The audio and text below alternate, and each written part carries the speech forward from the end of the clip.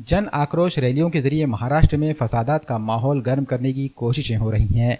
ऐसे में जन आक्रोश रैलियों की मुखालिफत भी शुरू हो गई है। जमात इस्लामी हिंद की तलबा तंजीम SIO यानी स्टूडेंट इस्लामिक ऑर्गेनाइजेशन ने जन आक्रोश रैलियों की मुखालिफत में एक मुहिम शुरू की है। इस मुहिम के जरिए रियासत में भाईचारे और अमन व अमान का माहौल बनाने की कोशिशें की जाएगी। नांदेड़ के होटल सिटी प्राइड में इस ज़मन में एक प्रेस कॉन्फ्रेंस मुनाकिद की गई। प्रेस कॉन्फ्रेंस में महाराष्ट्र की मुख्तलिफ तलबा तंजीमों और समाजी तंजीमों के नुमाइंदों ने भी शिरकत की। SIO का कहना है कि जन आक्रोश रैलियां समाजों में दूरी पैदा करने का काम कर रही हैं, इसलिए SIO ने जन आक्रोश नहीं जन सद्भावना के उन्वान से मुहिम शुरू की है। इस मुहिम के जरिए मुख्तलिफ समाजों के बीच की खलीज को ख़त्म करने की कोशिश की जाएगी। प्रेस कॉन्फ्रेंस में वंचित बहुजन आघाड़ी के रियासती तर्जुमान फारूक अहमद भी मौजूद थे। वहीं दीगर तंजीमों के नुमाइंदों में मराठा सेवा संघ के जिला सदर NG कल्याणकर, SIO जुनूबी महाराष्ट्र के सदर एहतसाम हामी खान, मराठा सेवा संघ के जिला सदर सतीश जाधव पाटिल, SIO नांदेड़ के जिला सदर अहमद अनीस, संभाजी ब्रिगेड के जिला सदर परमेश्वर पाटिल, संभाजी ब्रिगेड के लोकसभा सदर संकेत पाटिल, VBVB के एसोसिएट संगमेश्वर भेड़िए और संभाजी ब्रिगेड के सदर सुभाष कोले भी मेहमान खुसूसी के तौर पर शामिल हुए।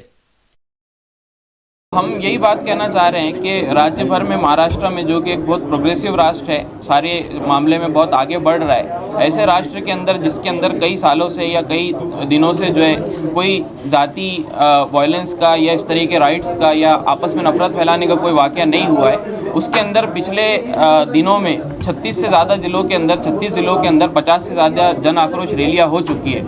और इसके ज़रिए से जो मुद्दे छेड़े जा रहे हैं लव जिहाद के जो है यहाँ पर मुस्लिम्स के बाइकआउट के, इकोनॉमिकल बाइकआउट के और लैंड जिहाद के, इस तरह के जो पूरे प्रॉब्लम्स छेड़े जा रहे हैं, उसके ज़रिए से हम ये समझते हैं कि यहाँ पर जो दो कम्युनिटीज़ बहुत अमन के साथ, सुकून के साथ, चैन के साथ रह रही है, उनके दरमियान दूरियाँ पैदा हो रही है और एक तरीके का कम्युनल माहौल और टेंशन का माहौल यहाँ पर पैदा हो रहा है। तो ये जो पूरा माहौल पैदा हो रहा है, इससे जो नुकसान होगा जाहिर सी बात है कि वो सिर्फ मुसलमानों को नहीं होगा बल्कि सोसाइटी के हर सेक्शन को होगा और इसके नतीजे में समाज का, मुल्क का जो ताना बाना है वो बिखरेगा।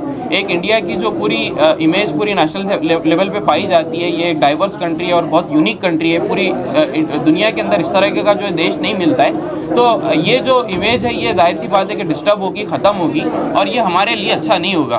तो हम ये समझते हैं कि ये जो पूरा जन आक्रोश का माहौल है, कि गुस्से का जो पूरा माहौल है, उसको जन सद्भाव के साथ बदला जाए और आपसी प्रेम के साथ, एक दूसरे की गुडविल के साथ लेके चलना, यहाँ के मुद्दों को लेके चलना, आगे बढ़ना, ये हमारा काम होना चाहिए। इसके लिए ख़ास तौर से जो सिविल सोसाइटी है, सोचने समझने वाले जो लोग हैं, उनको आगे आना चाहिए, उनको जो इस पे काम करना चाहिए। हम ये भी महसूस करते हैं कि इस इशू का जिस तरीके से नोटिस यहाँ की सोचने समझने वाली सोसाइटी ने लेना चाहिए वो नहीं ले पा रही है। ये एक बहुत चिंतन मंथन का और एक सीरियस मुद्दा है कि लोगों ने जिस तरीके से इस मुद्दे को रेजिस्ट करना चाहिए, जाहिर सी बात है कि वो नहीं कर रहे हैं, तो लोगों को भी इस पर रेजिस्ट करना चाहिए। यहाँ की सिविल सोसाइटी को, सोचने समझने वाले लोगों को इस पर काम करना चाहिए। लॉन्ग टर्म में क्या इसके लिए प्रोग्राम बन सकता है, क्या सोल्यूशन हो सकता है, इस पर हम लोगों को मिलजुल के काम करना चाहिए। यही हमारा मुद्दा है। इसी के लिए पूरे स्टेट भर में SIO कई एक्टिविटीज़ कर रही है। आज पुणे में, सोलापुर में, मुंबई में, औरंगाबाद में जगह जगह जो प्रेस कॉन्फ्रेंसेस हो रही है, इफ्तार पार्टीज हो रही है, जिसके अंदर वहाँ के सोचने समझने वाले लोग, सिविल सोसाइटी,